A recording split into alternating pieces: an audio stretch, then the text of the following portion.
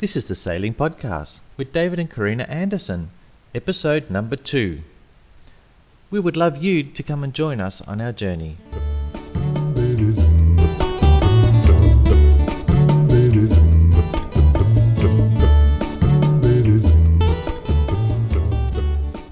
Hi everyone, welcome to the second episode of the Sailing Podcast. Thank you for joining Karina and I on our journey. The episode today is part 2 of an interview with Allan Breckall. The last podcast was part 1 of this interview. If you didn't catch that podcast, you'll find it on our website www.thesailingpodcast.com/podcast. You'll find the show notes there as well, and I'll add some photos of Allan and his current yacht called Rainbow. It's a Choi Lee design. Another easy way to find us is on iTunes. Just search for the Sailing Podcast. You should be able to find our page and subscribe there to receive each episode automatically. In part 1 of the interview, Allan shared his story about his first blue water sailing trip across the Tasman Sea between Auckland and Sydney in his yacht named Imprint. He then shared some heavy weather sailing tips for extreme conditions, which is what he experienced during that trip. Today's podcast with Allan continues on with some of his stories from his early sailing adventures. It starts with some good advice about currents in the Tasman Sea, as well as his participation in a rescue operation out in the Tasman. We pick up the interview just after I asked Allan how many times he'd been across the Tasman. He said from memory he's up to 14 or 15 crossings now. The interview was done at our house in Castaways Beach, Queensland, over the kitchen table. And unfortunately, in the interview, there's some tapping noises. It's just fingers tapping on the table, and of course, that went straight into the microphone. Sorry about that. I asked Allan about the Tasman Sea's reputation as a difficult crossing. That's where we enter the interview, with Allan explaining how allowing for the various currents as you approach land can be one of the most difficult parts of any ocean crossing.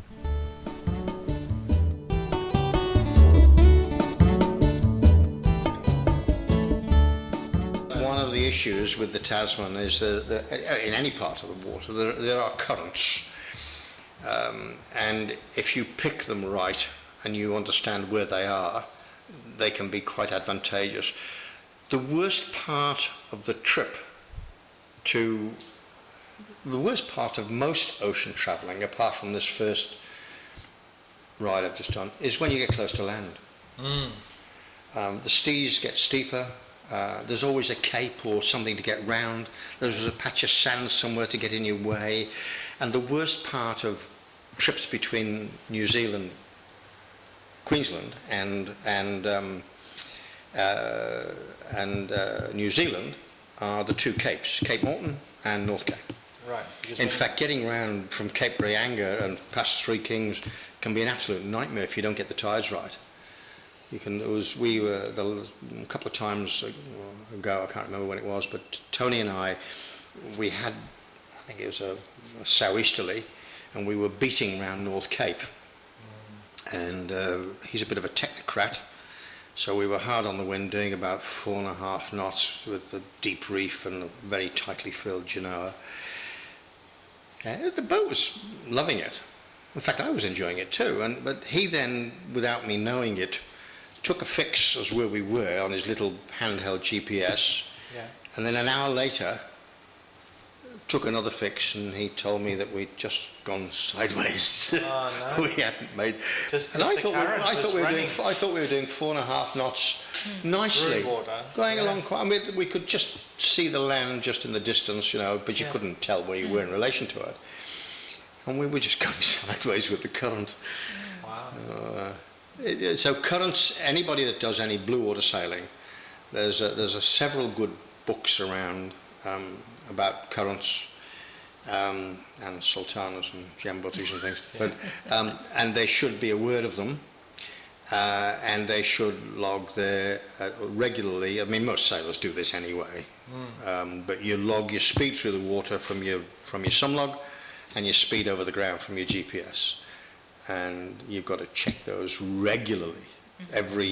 Like one trip, in fact that trip that you came back with me on the way over, we had that young chap Dell with us, who had a very good bit of information on his computer about currents, and we had 2 currents side by side, about half a mile apart, going round past the Three Kings, between the Three Kings and North Cape, and we had to get across the first one very quickly, and we only had I think it's about a mile, a nautical mile, and it was that wide, and at this stage of the tide, the current's going one way and the other at the same time.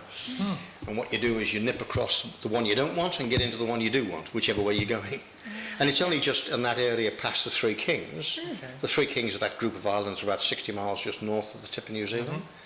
And for some unknown reason, there's a lot of current. Well, you can imagine, you've got two oceans, you've got the Tasman Sea and the Pacific Ocean trying to get past one another. And the tidal difference at Auckland between the Manukau Harbour and the Waitemata Harbour, which at high tide are only about 200 metres apart, is 5 hours. So there's 5 hours difference between the tides, which carries on up to North Cape. Anyway, enough about geography. Perhaps we could talk about sailing or something else. You know how you said you've been like 12 times across the Tasman. How many times have you been sailing around the Pacific Islands? I don't know. I've stopped keeping logbooks now. I just make. I've done about. I've done 5 in the last 5 years. And prior to that, I did a 2-year trip on Imprint. I did a 2-year trip on Improbable, and I did a 1-year trip on Aphrodite.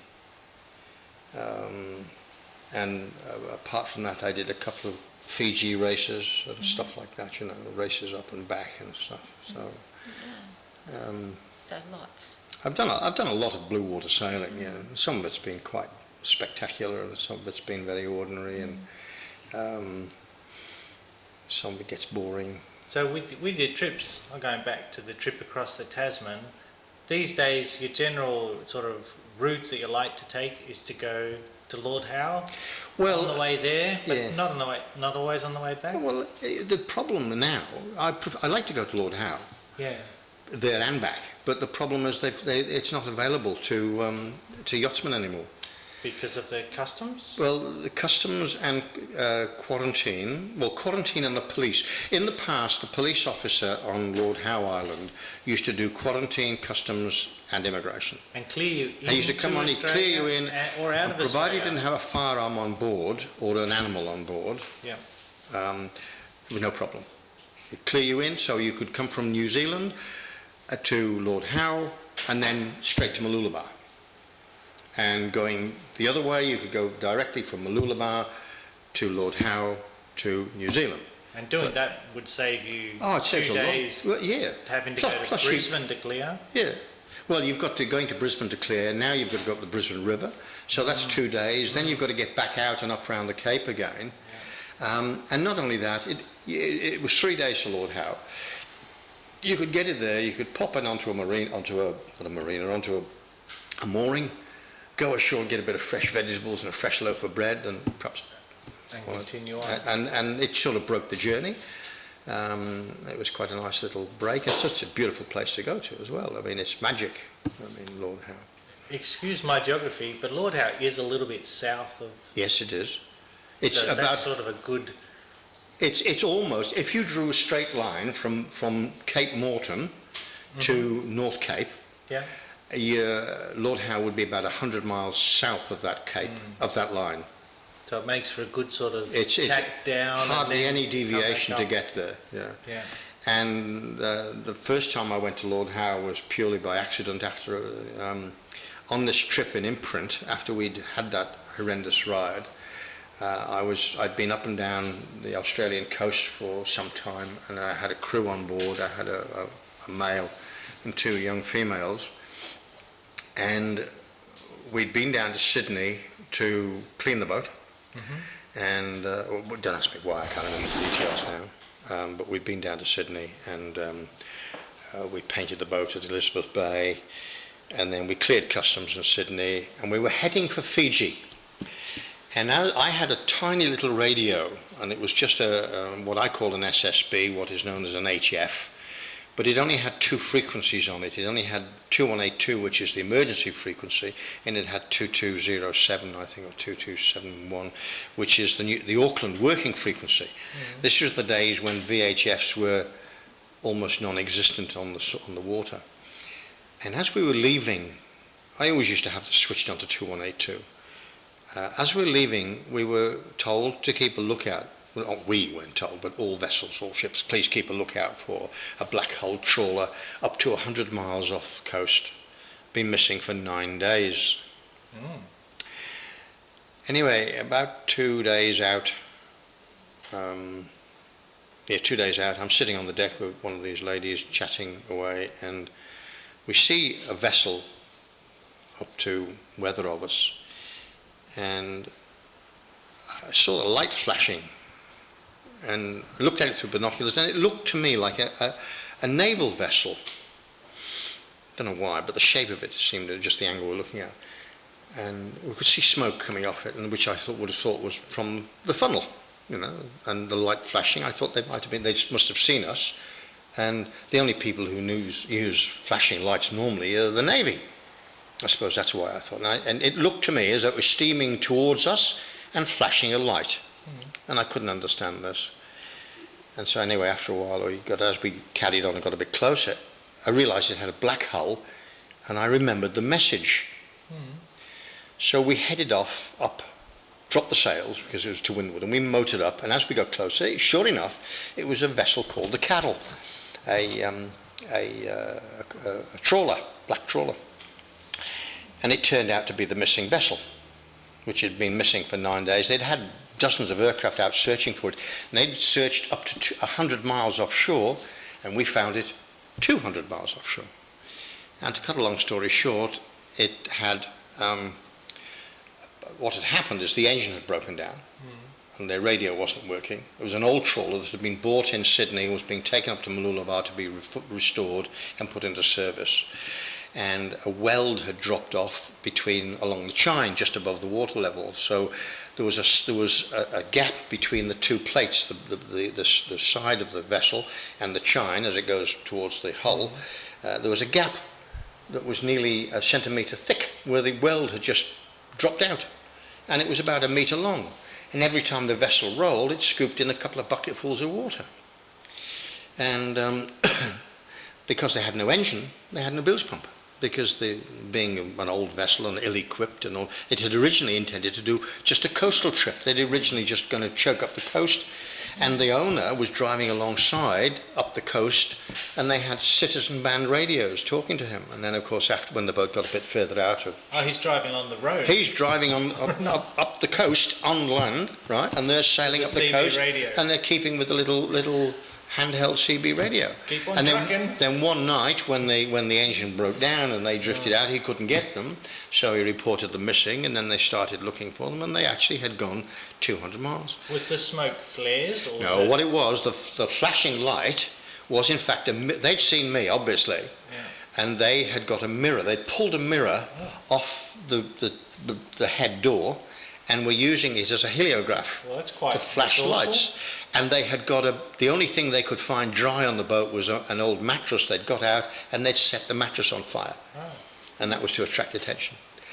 And so then I realise it's them, and I get on 2182, and I call up, and the only station I can get is Smoky Cape Light. And they come up, and they said, don't do anything, just... Where's Smoky Cape?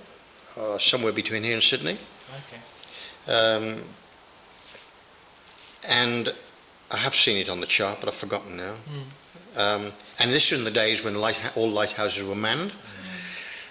And this was the only guy keeping a listening watch on 2182. So eventually they told me to go alongside and get the names of the crew. So obviously they were making sure that I wasn't just having them on. Right. So I went alongside, and one fella had a name, Smith, and I thought, well, that sounds real. The other guy was a Swiss, and he was called Kurt Wietika, which is not a name you could easily make up. So I then relayed the names, and I think their date of birth or they were just something. Just the two of them on board. They were the delivery crew. And so eventually they agreed. They said, yes, that's fine.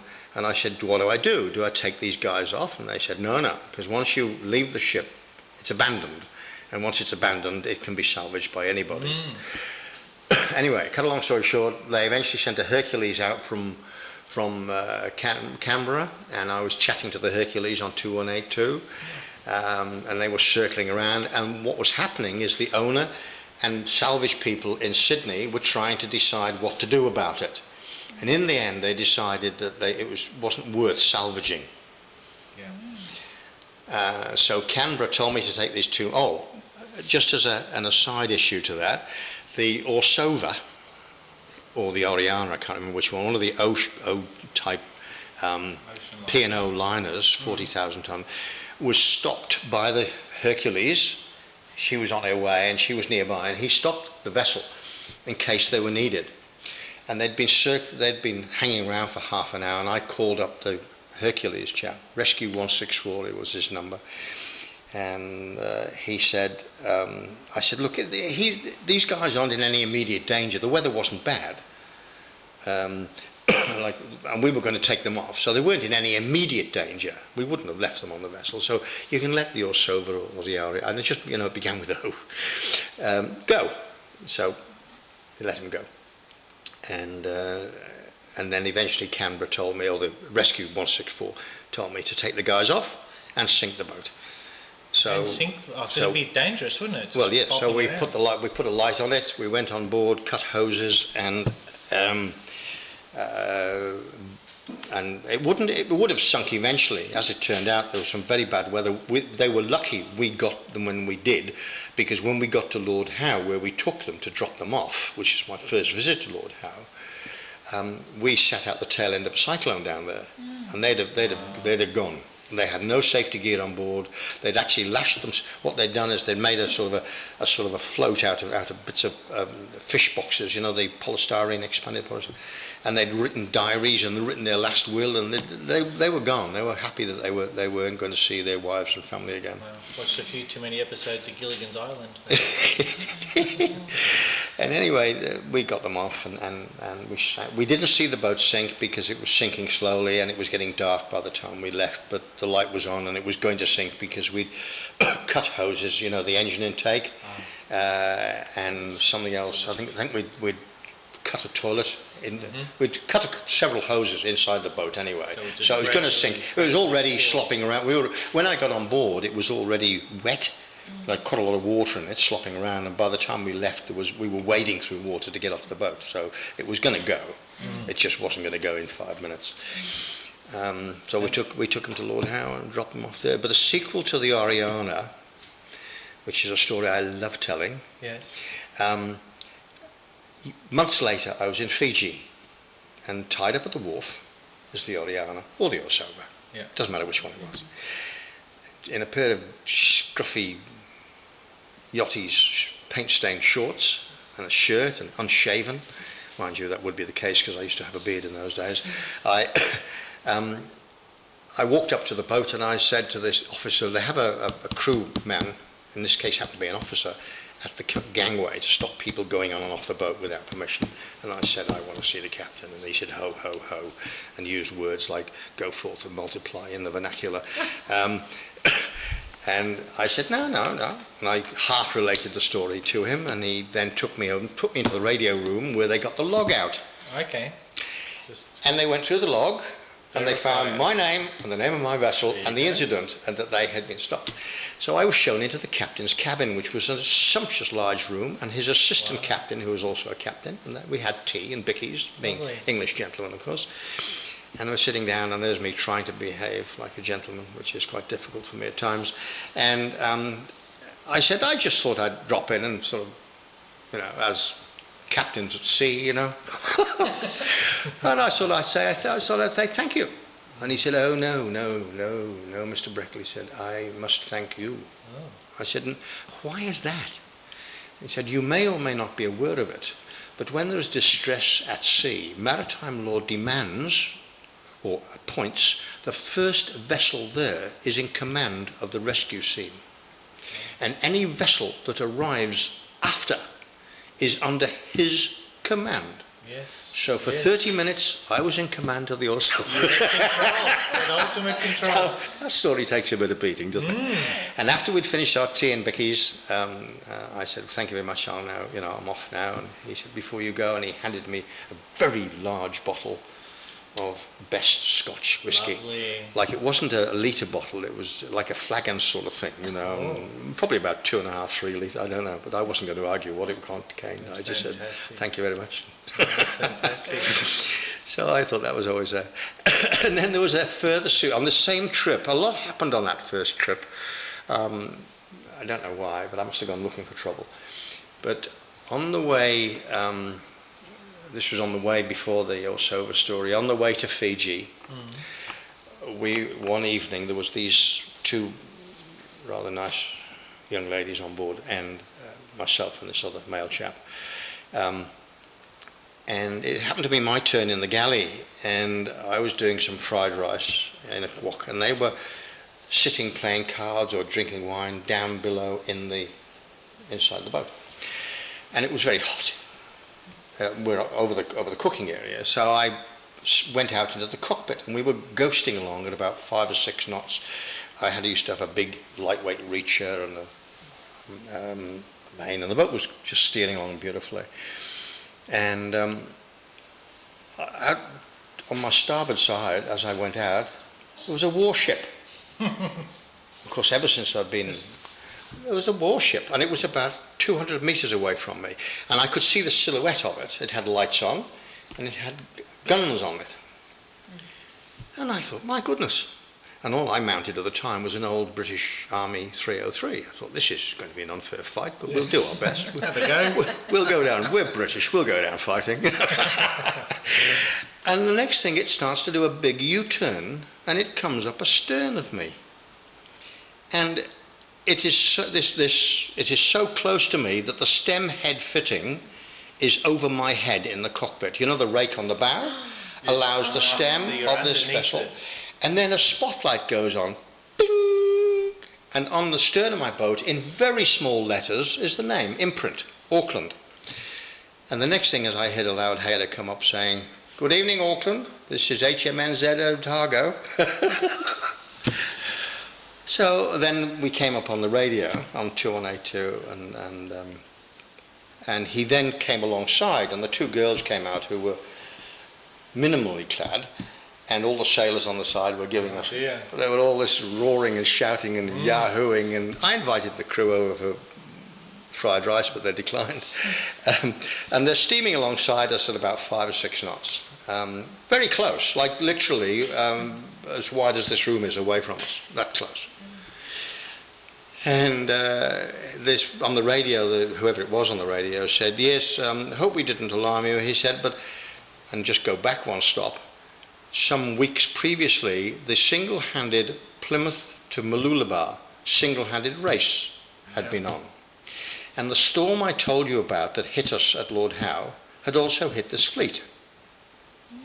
And there were 5 vessels missing. Yeah. And they were out looking, and they'd found us. And he said, he explained this to me, and he said, "But you look in pretty good shape." You look like you're in good shape, I bet. And if anybody wants to check up the dates and facts, it's a time when Bill Belcher, only one boat actually went, they eventually found them all, except one, which was Bill Belcher, who is a very well-known New Zealand yachtsman who has written lots of books on self-steering gear. I think I've got one of his books. Yeah, and he hit Middleton or Elizabeth Reef, one of those two, I don't know which one. And this was quite a story in Australian waters. They went out searching for him, and they found him. Elizabeth and Middleton Reef are 2 reefs north of Lord Howe, right, and right in your path between Auckland or between New Plymouth and Mooloolaba. Yeah.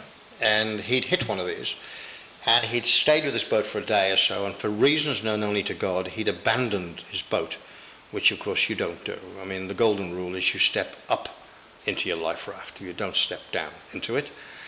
In other words, you've got to be standing on the cabin top, and the water's got to be around your knees before you get off your boat. Yeah. This has been proved too many times. And he got in his life raft and went missing. And he was eventually found still alive, 14 days later, I believe, right up the Queensland coast, up past sort of Rockhampton somewhere. Yeah, he I think drifted. I read that story at some stage. Well, if he'd stayed with his boat, they'd have found him. And he was quite safe on the reef. So it would have been one of the first places they probably would look. Well, it probably would have been the first place they'd look. Obvious place yacht's going to come to grief. So all of this is, I mean, what I'm saying is all of this can be qualified by historic fact. So that's so really... how was he when they found him? He was dehydrated and he wasn't terribly well, but he didn't have to be hospitalised or anything. I mean, he was probably hospitalised for a day. So I don't remember, to be honest with you, the detail. I was a bit irritated, I suppose, to think that a man of his experience and knowledge would leave his boat, particularly a boat that's on a reef. He's not going to go anywhere, is he? No. Why leave it? I mean, even if he had to even if the water covered the reef and he had to tie his lifeboat, he could have stayed connected. He could have stayed there because you're going to be found quicker. Anyway, that surprised me about Bill Belcher. He was a well-known identity around Auckland. He lived on Waiheke Island. He used to do lots of single-handed races, and he was a well-established sailor. So mind you, this was in the days before GPS. So he was doing all his navigation by sextant, but even so, knowing that knowing where he was, he should have steered well clear. I mean, the golden rule is that you give everything hard 50 miles leeway, or I do anyway. I don't go within 50 miles of anything hard. No. And just as a sequel to that, just as a matter of interest to back up some of the stories I've been saying about currents, when Rescue 164 was about to leave me, he said, "Would you like a fix?" And I said, "Yeah, have you got a couple of joints?" And he said, no, "Would you like an accurate position?" So I said, "Yes, all right." And he flew right over my mast top, and with his navigational equipment on board, gave me a fix down to the nth degree. And I was just over 200 miles, no, it wasn't even that far, it was 150 miles from Lord Howe. And I said, "Oh, well, this is going to be easy. We don't even have to get the section out of the box again now, so we'll just sort of DR our way." And I did. And the next morning, when Lord Howe should have been on the horizon, it wasn't there. Somebody had pitched it. Okay. So I get my sextant out and start taking fixes, and I am 50 to 60 miles north of the island because there is a current there. Right. And I was going virtually east-west, and I'd gone in 150 miles, I think it was. All of this is memory, right? About 100. Swept. I had gone 50 to 60 miles north of Lord Howe Island. And there's a further sequel to that story. This was a wonderful trip. I should have written a book about this one. Once I got my fixes and we sailed down towards Lord Howe, I arrived, and it was a bit choppy, so getting fixes within a couple of miles is not easy. Right? In calm conditions, you can get it down to a couple of 100 yards, but anything at a chop, just balance, just on and this is only a 31-foot boat, and it was a very buoyant boat, as I've already explained, so it was bobbing around a fair bit. And I said to the people, and it was a squally day where we had rain squalls and showers around, but a lot of sunshine as well. Nice day, but squally. And I said to the crew, "Well, we're there." And they laughed at me and said, "Well, we're not." And I said, "Well, I say we are." I said, "I've taken more sights than you've had hot dinners, and we're there. We're within 4 to 5 miles of the reef. Okay. And I'm not going any closer till we can see it." And "No, we're not. You're rubbish. You're dreaming." And then if you ever saw that film South Pacific, there's a moment in it where the clouds part and Ballyhigh, the island of Ballyhigh, appears, just as though you've drawn the curtains, and that's exactly what happened. And I just said, because that's what literally happened. It was in a rain cloud or a rain shower or something, and it just the cloud sort of separated like the curtains, and the island just appeared out of this cloud, and it was literally less than 5 miles away. And of course, then I did a little bit of gloating about.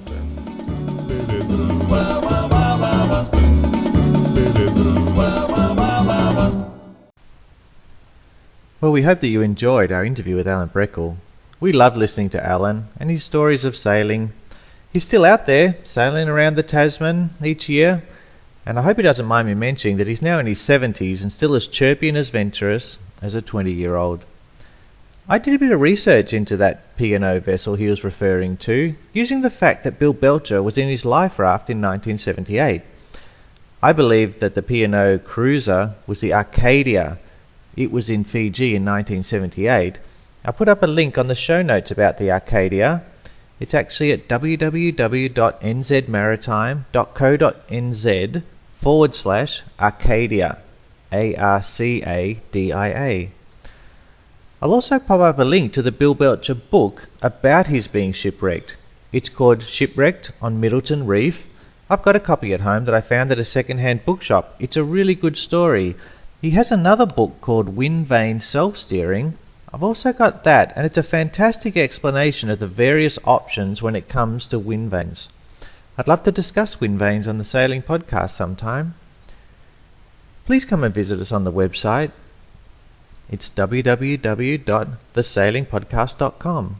You can sign up to the mailing list there so that you know when the interviews are released, or you can stay up to date by liking our Facebook page, which you can find at facebook.com/The Sailing Podcast. If you can't remember that, you can just search on Facebook for The Sailing Podcast. The show notes will be up on the website soon, and we'd invite you to add a comment. Let us know how you enjoyed this episode. Of course, you can always just email me, david@thesailingpodcast.com. Let me know what you're up to. It might help me with some ideas for future interviews. Thanks again for listening, and if you are using iTunes, please do me a favour and leave a rating on iTunes. This helps other people to find us and spread the word around. You've been listening to David and Karina Anderson of The Sailing Podcast. Have a great day, and thank you for joining us on our journey.